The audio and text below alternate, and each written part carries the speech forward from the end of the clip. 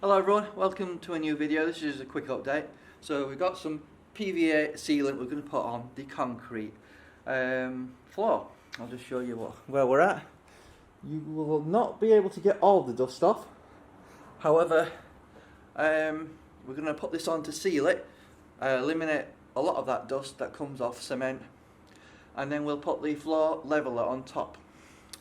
This should be a quick process, and then the floor will be ready to level, and I'll see you later.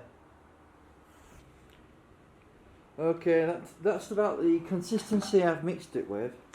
A bit like a milky consistency with water, and that should seal it from dust. And then we'll be ready to put the levelling compound on. We're just basically going to do it level with the existing concrete that's been put on there for the concrete panels there, as you can see. And that's more or less where we're at.